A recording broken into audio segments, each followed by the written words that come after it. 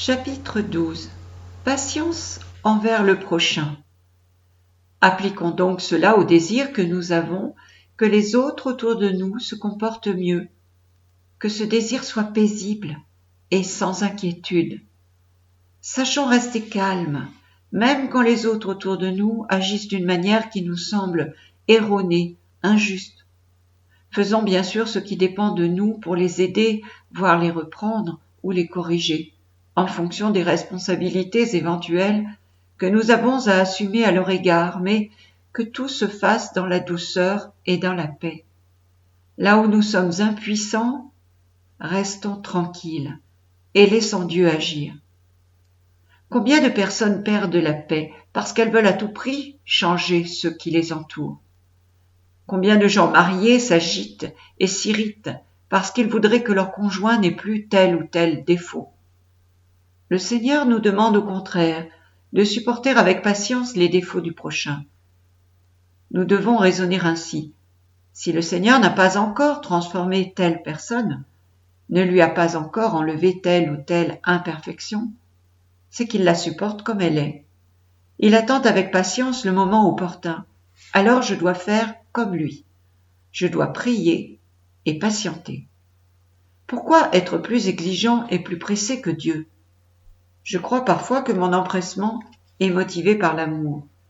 Mais Dieu aime infiniment plus que moi, pourtant il est moins pressé. Soyez patients, frères, jusqu'à la venue du Seigneur. Regardez l'agriculteur. Il attend patiemment le fruit précieux de la terre, jusqu'à ce qu'elle ait reçu les pluies d'automne et les pluies de printemps. Jacques 5, verset 7. Cette patience est d'autant plus importante qu'elle opère en nous une purification absolument indispensable. Nous croyons vouloir le bien des autres, ou notre propre bien, mais ce vouloir est mélangé fréquemment de beaucoup de recherches cachées de nous-mêmes, de volonté propre, d'attachement à nos conceptions personnelles étroites et limitées, et auxquelles pourtant nous tenons tellement et que nous voudrions imposer aux autres et parfois même à Dieu.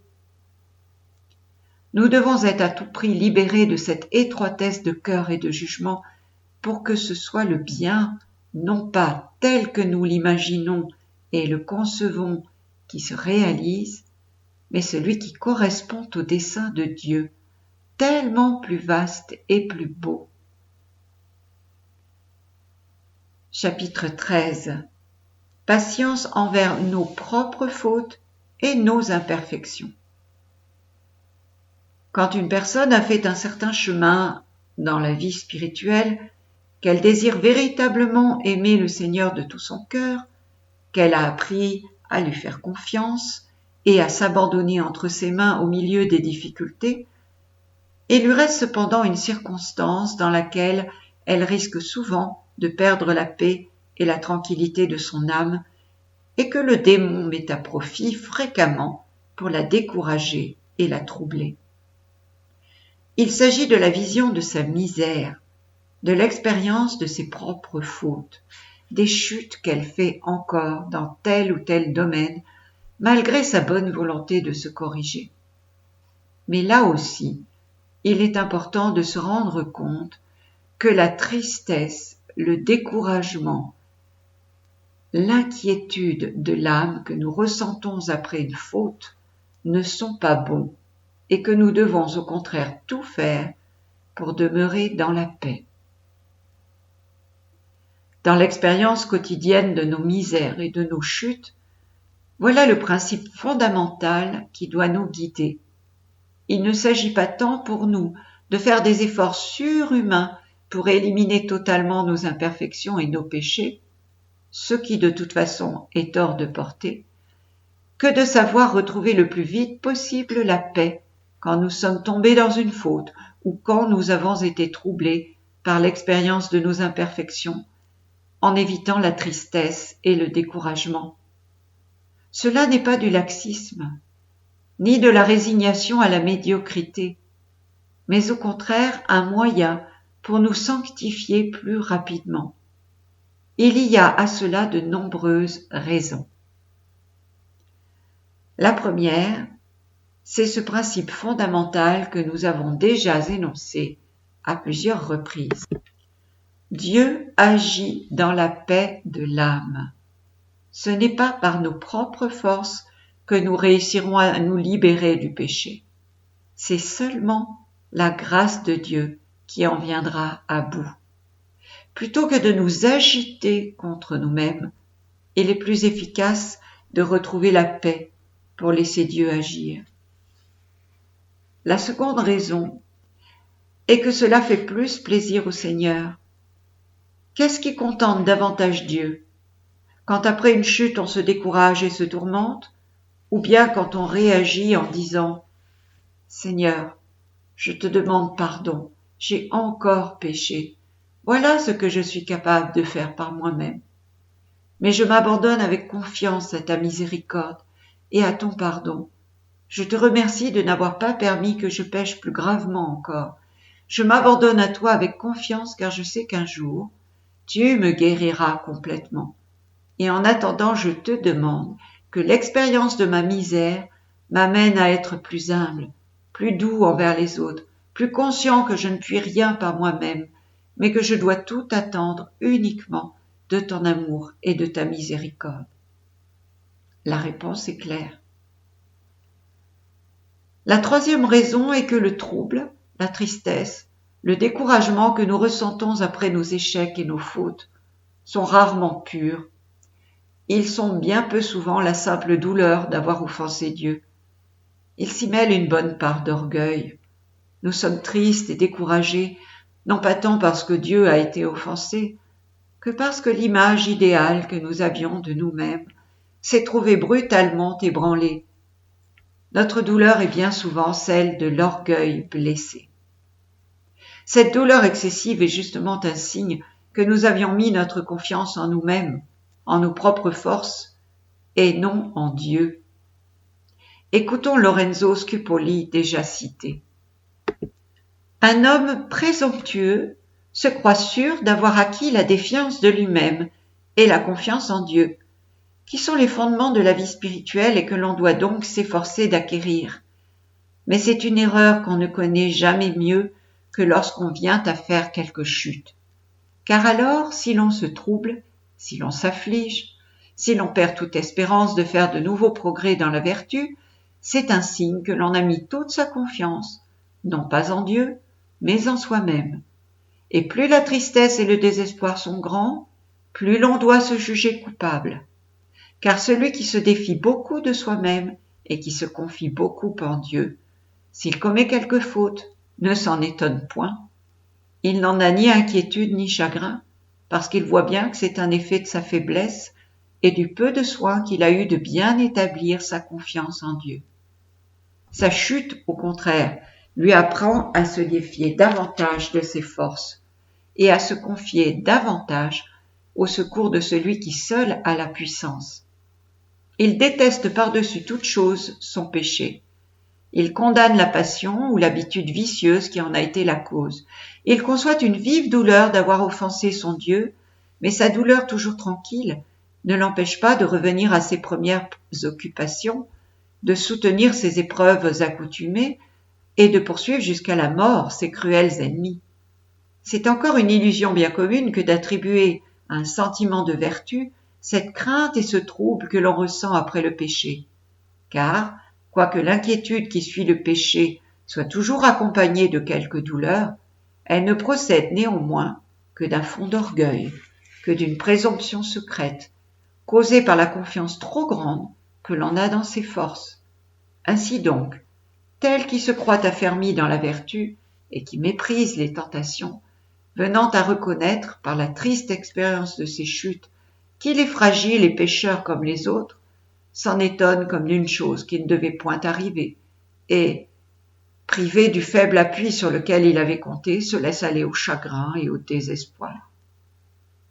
Ce malheur n'arrive jamais aux humbles, qui ne présument point d'eux-mêmes et qui ne s'appuient qu'en Dieu seul, car lorsqu'ils ont failli, ils n'en sont ni surpris ni troublés, parce que la lumière de la vérité qui les éclaire leur fait voir que c'est un effet naturel de leur faiblesse et de leur inconstance.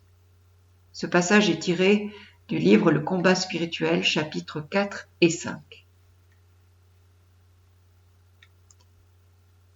Chapitre 14. Dieu peut tirer un bien même de nos fautes. La quatrième raison pour laquelle cette tristesse et ce découragement ne sont pas bons est qu'il ne faut pas prendre trop au tragique nos propres fautes. Car Dieu est capable d'en tirer un bien. La petite Thérèse de l'Enfant Jésus aimait beaucoup cette phrase de Saint Jean de la Croix. L'amour sait tirer profit de tout, du bien comme du mal qu'il trouve en moi, et transformer toute chose en soi. Notre confiance en Dieu doit aller jusque-là. Croire qu'il est assez bon et assez puissant pour tirer un profit de tout, y compris de nos fautes et de nos infidélités. Quand il cite la phrase de saint Paul « Tout concourt au bien de ceux qui aiment Dieu », saint Augustin ajoute « Essiam peccata », même le péché. Bien sûr, nous devons lutter énergiquement contre le péché et nous corriger de nos imperfections.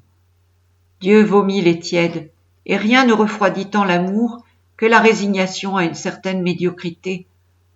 Cette résignation est d'ailleurs un manque de confiance en Dieu et en sa capacité de nous sanctifier.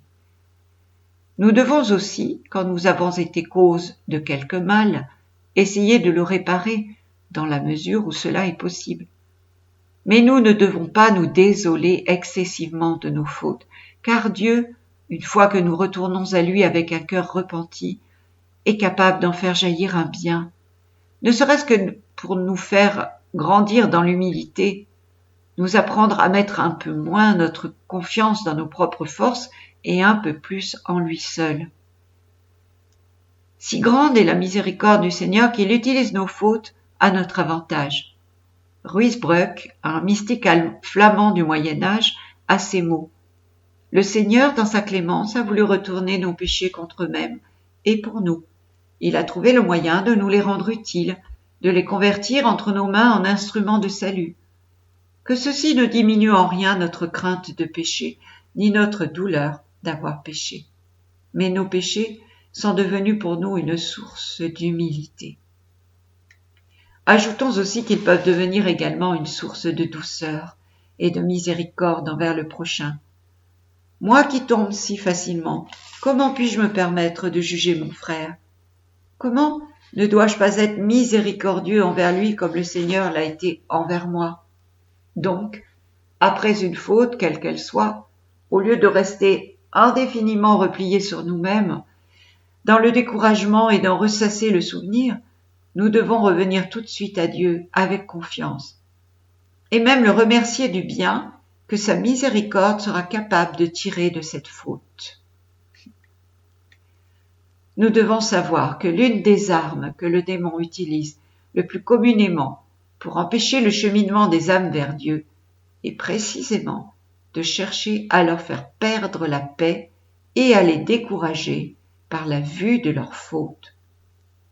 Il nous faut savoir distinguer le vrai repentir, le vrai désir de nous corriger, qui est toujours doux, paisible, confiant, de ce faux repentir, de ce remords qui trouble, décourage et paralyse.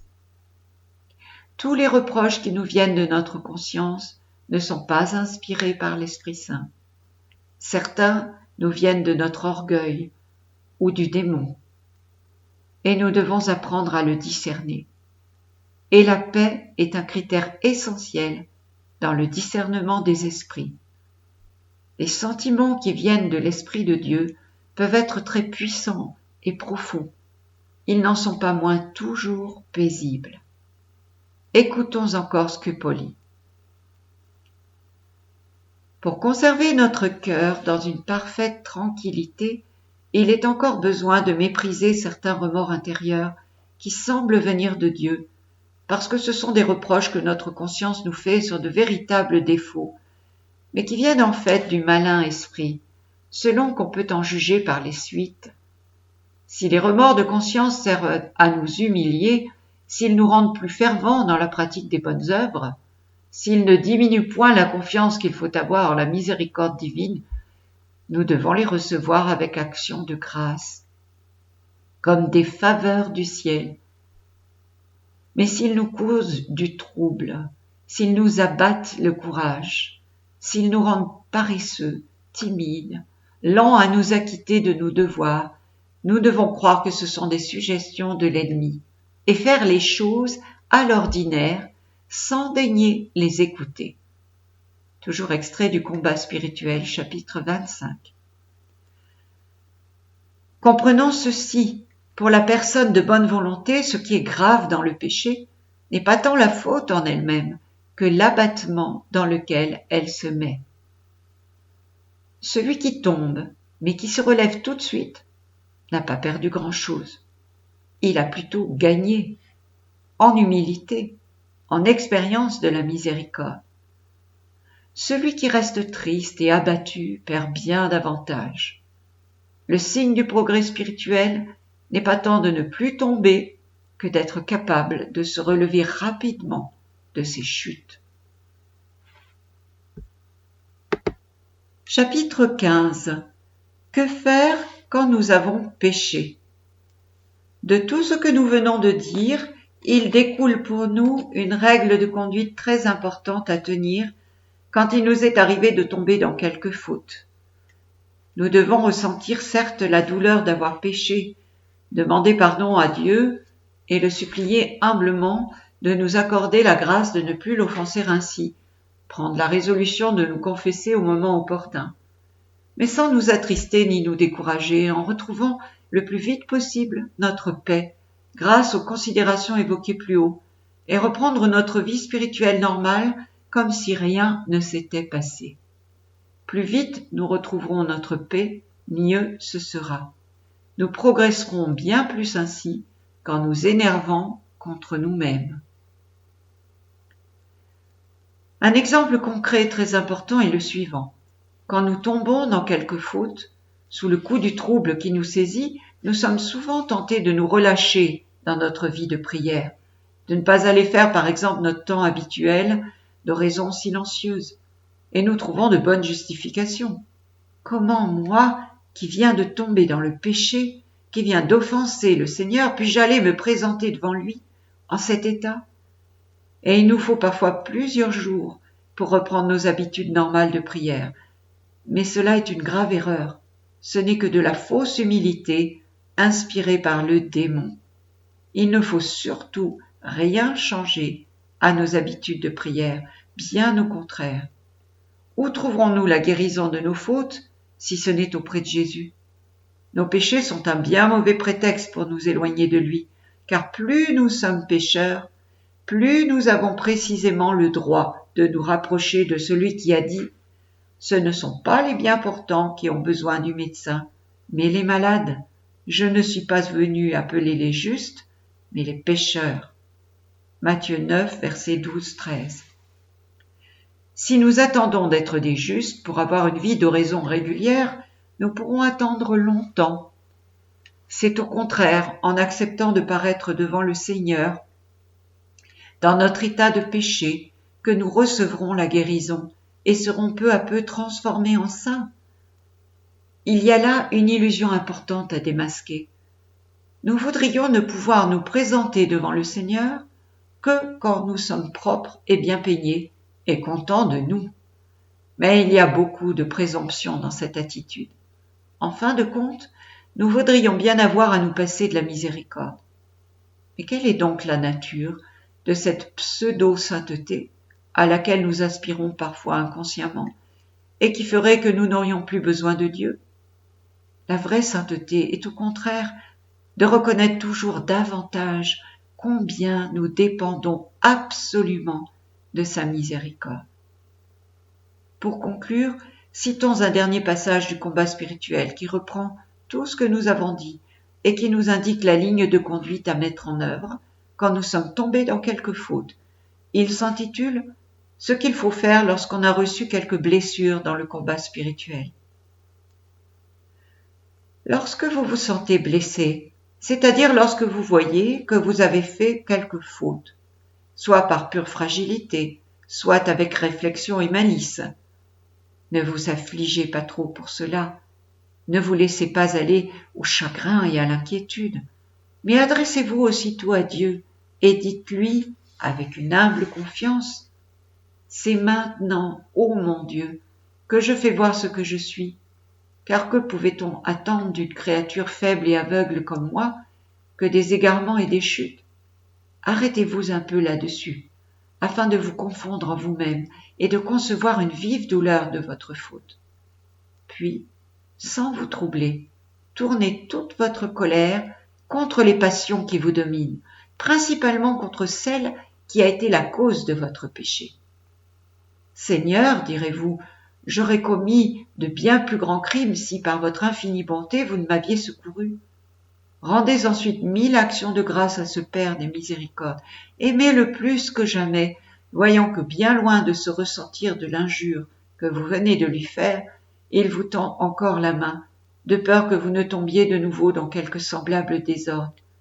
Enfin, plein de confiance, dites-lui, « Montrez, ô mon Dieu, ce que vous êtes. Faites sentir à un pécheur humilié votre divine miséricorde. Pardonnez-moi toutes mes offenses. Ne permettez pas que je me sépare, ni que je m'éloigne tant soit peu de vous.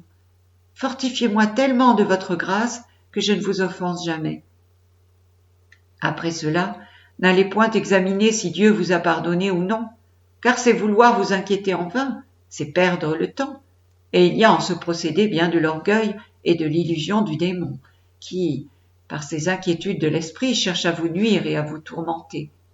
Ainsi, abandonnez-vous à sa miséricorde divine et continuez vos exercices avec autant de tranquillité que si vous n'aviez point commis de faute. Quand bien même vous auriez offensé Dieu plusieurs fois en un seul jour, ne perdez jamais la confiance en lui. Pratiquez ce que je vous dis. La seconde, la troisième, la dernière fois comme la première. Cette manière de combattre contre le démon est celle qu'il redoute le plus, parce qu'il sait qu'elle plaît beaucoup à Dieu, et qu'il en remporte toujours une grande confusion, se voyant dompté par celui-même qu'il avait aisément vaincu en d'autres rencontres. Si donc une faute, ou par malheur vous serez tombé, vous cause du trouble et vous abat le courage, la première chose que vous devez faire, c'est de tâcher à recouvrer la paix de votre âme et la confiance en Dieu. Pour terminer ce point, nous voudrions ajouter une remarque. Il est vrai qu'il est dangereux de faire le mal, et que nous devons tout faire pour l'éviter. Mais reconnaissons que, tel que nous sommes faits, il nous serait dangereux de ne faire que du bien. En effet, marqués par le péché originel, nous avons une tendance tellement enracinée à l'orgueil qu'il nous est très difficile et même inévitable de faire quelque bien sans nous l'approprier un peu, sans l'attribuer au moins en partie à nos capacités, nos mérites, notre sainteté. Si le Seigneur ne permettait pas que de temps en temps nous fassions quelque mal, nous tombions dans quelque imperfection, nous serions en grand danger. Nous tomberions vite dans la présomption, le mépris du prochain. Nous oublierions que tout vient de Dieu gratuitement. Et rien autant que cet orgueil n'empêche l'amour vrai. Pour nous préserver de ce grand mal, le Seigneur permet parfois un mal moindre, qui est de tomber dans quelque défaut, et nous devons la remercier pour cela, car sans ce garde-fou, nous serions en grand danger de nous perdre. Chapitre 16. L'inquiétude quand nous avons des décisions à prendre. La dernière raison que nous allons examiner et qui fréquemment nous fait perdre la paix est l'incertitude, le trouble de la conscience éprouvé quand il faut prendre une décision et que l'on n'y voit pas clair. Nous avons peur de nous tromper, que cela ait des conséquences fâcheuses. Nous craignons de ne pas faire la volonté du Seigneur. Des situations de ce genre peuvent être assez pénibles et certains dilemmes très angoissants. L'attitude générale d'abandon et de confiance dont nous avons parlé, cette remise de tout entre les mains de Dieu qui fait que nous ne dramatisons jamais rien, même pas les conséquences que peuvent avoir nos erreurs, nous sera particulièrement précieuse dans ces situations d'incertitude. Nous voudrions cependant faire quelques remarques utiles pour conserver la paix intérieure quand on a à prendre des décisions. La première chose à dire, et cela est tout à fait en harmonie avec ce que nous avons exposé jusqu'à présent, est que, face à une décision importante, un des défauts à éviter est bien entendu celui de l'empressement excessif et de la précipitation. Une certaine lenteur est souvent nécessaire pour bien considérer les choses et laisser notre cœur s'orienter paisiblement et doucement vers la bonne solution. Saint Vincent de Paul prenait après mûre réflexion et surtout prière les décisions qui se présentaient à lui, au point que certains de ses proches le trouvaient trop lent à trancher. Mais on juge l'arbre à ses fruits. Avant de prendre une décision, il faut faire ce qui convient pour y voir clair et ne pas décider de manière précipitée ou arbitraire, analyser la situation et ses différents aspects, considérer nos motivations pour décider avec un cœur pur et non pas en fonction de notre intérêt personnel, prier pour demander la lumière de l'Esprit Saint et la grâce d'agir en conformité avec la volonté de Dieu, et enfin, demander éventuellement le conseil de personnes qui peuvent nous éclairer pour cette décision. À ce propos, nous devons savoir que toute personne rencontrera, surtout dans la vie spirituelle, certaines situations où elle ne pourra pas avoir la lumière et sera incapable de faire un discernement et de se déterminer dans la paix sans recourir à un guide spirituel. Le Seigneur ne veut pas que nous soyons autosuffisants, et il fait partie de sa pédagogie de permettre que parfois nous soyons dans l'impossibilité de trouver la lumière et la paix par nous-mêmes. Nous ne pourrons les recevoir que par l'intermédiaire d'une autre personne à laquelle nous nous ouvrons.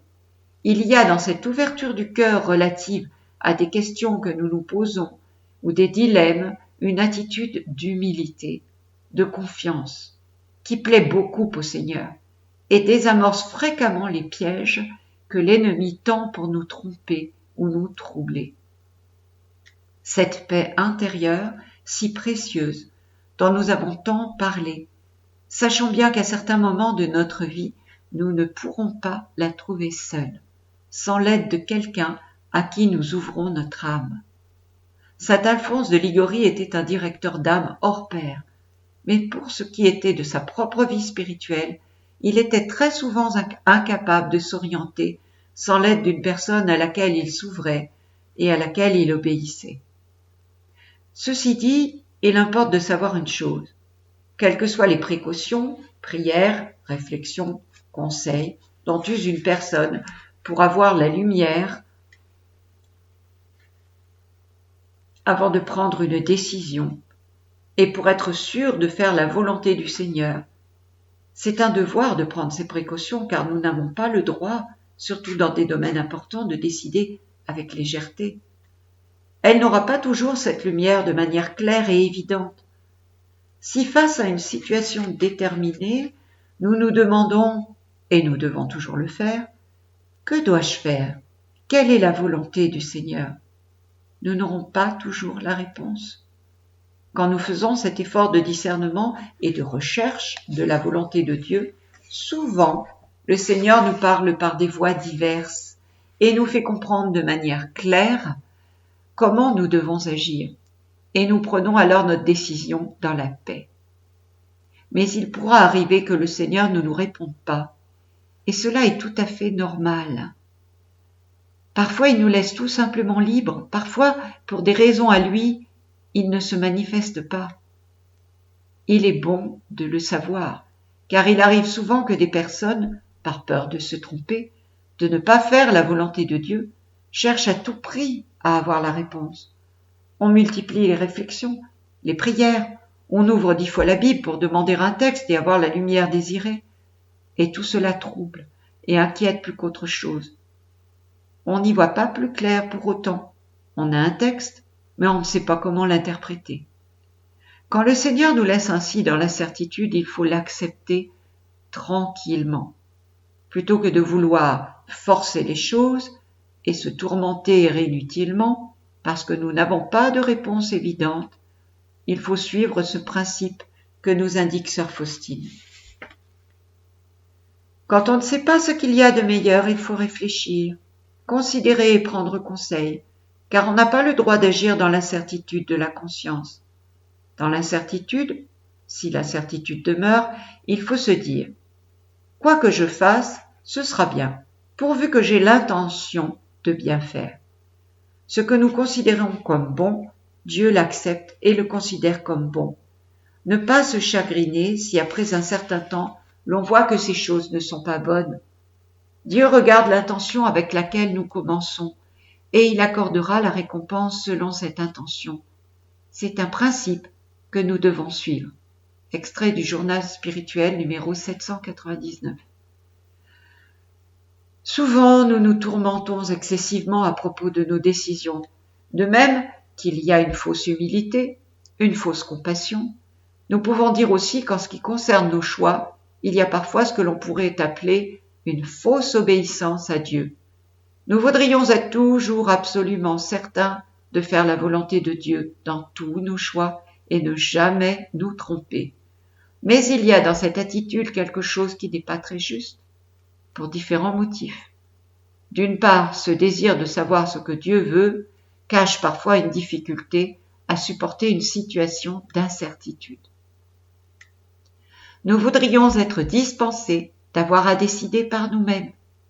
Mais fréquemment, la volonté du Seigneur est que nous sachions nous décider, même si nous ne sommes pas absolument sûrs que cette décision soit la meilleure. En effet, dans cette capacité de décider dans l'incertitude, en faisant ce qui nous semble le meilleur et sans passer des heures à tergiverser, il y a une attitude de confiance et d'abandon. Seigneur, j'ai réfléchi et prié pour savoir quelle était ta volonté. Je n'y vois pas très clair, mais je ne me trouble pas pour autant et je ne vais pas rester des heures à me casser la tête. Je décide telle chose parce que tout bien considéré, ça me semble à moi la meilleure chose à faire et j'abandonne tout entre tes mains. Je sais bien que même si je me trompe, tu ne m'en voudras pas, car j'ai agi avec une intention droite. Et si je me suis trompée, je sais que tu seras capable de tirer un bien de cette erreur. Elle sera pour moi source d'humilité, et j'en tirerai quelque enseignement. Et je reste en paix. D'autre part, nous aimerions